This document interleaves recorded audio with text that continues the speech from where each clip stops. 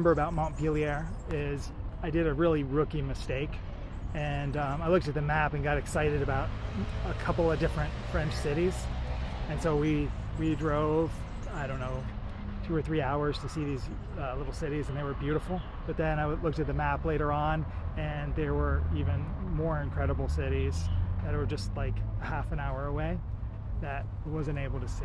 So sometimes just because you have a rental car doesn't mean that you should be using the rental car. Is when we were in Montpellier, and outside of our house was literally a tuba festival that went on till midnight.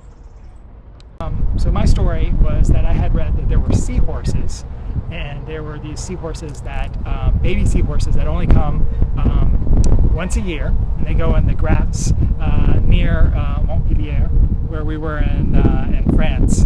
And so we rented a car. We rented a car for a couple of days, and everyone brought all of their snorkel stuff. We brought a whole suitcase to France, and then we got there. And I had read that it was a bit of a hike. So it was in an industrial parkland, and then you go out and you take your stuff, and we wheeled our luggage with all of our wet gear, and we went to the end of the path, end of the road, a little bit further. And so we got there, and there was at least some divers there, which was a good thing. So we got in, and we were very glad we had all this these wetsuits, because the water was really cold, and we saw nothing, absolutely nothing, except we did see a fair amount of jellyfish. Yeah, that was terrifying. Me and my mom, we snuck out in the morning. Well, we didn't really sneak out, but we went out to the ocean, and it was super nice, and it was picturesque, and there was no one else there. And then I got stung on my little toe by a jellyfish or something, and my little toe swung up mega big. So I would say overall the foods ranged from very good to not so good. And sometimes I feel like I've been lied to with Google Maps. You go and it'll say, oh, this is a 4.5 place, and there was a Vietnamese place that was 4.5, and the first one was really good. Everyone liked it. It was great. And so later on I decided to do a redo and found another Vietnamese place that was 4.5. And I think in this small suburb, like maybe those people had never tried Vietnamese food, because it was not a 4.5. It was maybe a 1.5. It had this really meat with lots of tendons in it, and it was very chewy with low quality. The other couple times I walked to a restaurant.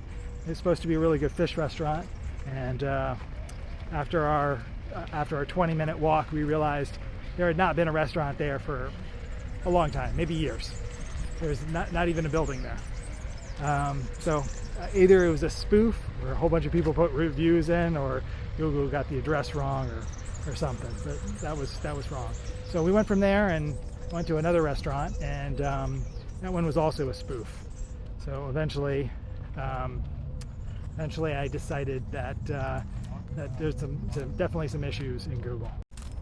The other restaurant story I have is I was with Savannah, and I know a lot of times other people want to be spontaneous, so I was taking my spontaneous cue and decided, well, let's just eat here.